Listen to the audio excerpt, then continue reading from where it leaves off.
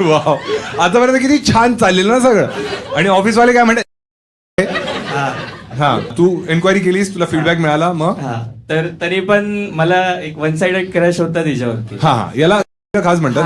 हा, तेच म्हणू शकतोस. माझ्या खास होती की पाहिजेच आहे ती मला. अरे अरे अरे. हा, आणि तिचा डेस्क आहे ना ऍक्च्युली असा माझ्या समोरच होता, असं समोर बसायची, त्यामुळे कंटिन्यू नजर जायची माझी कामामध्ये, फोकस तेवढं, शिवाय खायचो मी त्याच्यामुळे. मग टेक्स्ट केला तिला, रील पाठवलेली स्टार्टिंगला, नंतर हळूहळू कन्व्हर्सेशन वाढलं की ती, नंतर मी तिला विचारलं की माझ्याशी डेट करशील का वगैरे म्हणून. तर मग ती हो बोलली. माझ्याशी डेट करशील का? अरे म्हणजे मी आय लव्ह यू बोललेलो ऍक्च्युली डायरेक्टली. मी तुला सांगताना जसं असं खोटं नको सांगू मला.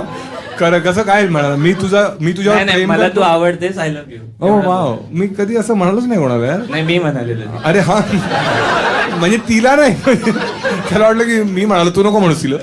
ठीक आहे, हा, तू तिला म्हणाल माझा. हा, मग नंतर इंस्टाग्राम वरती चालू आहे. हो, इन्स्टावरती चालू. मग त्याच्यानंतर ती काय म्हणाली? तिने पहिला सिम्बॉल्स पाठवले असे रडायचे. सिम्बॉल्स नाही, त्याला इमोजीज. इमोजी, हो, इमोजी पाठवले असे रडायचे. नंतर मी तिला विचारलं, तुझा आन्सर पाहिजे मला. ए थांबा, तुझा आन्सर पाहिजे मला. रडायचे सिम्बॉल्स आलेत. हा, तर ती बोलली हो, त्या डायरेक्टली त्याच मोमेंटला. तर त्याच्या जवळपास 15 दिवसानंतर, म्हणजे 3 महिन्यानंतर, रिलेशनशिप चालू झाल्याच्या 3 महिन्यानंतर मला कळालं की तिचा दुसरा बॉयफ्रेंड आहे बाहेर तिथे, आणि तो पण आमच्याच ऑफिसमध्ये.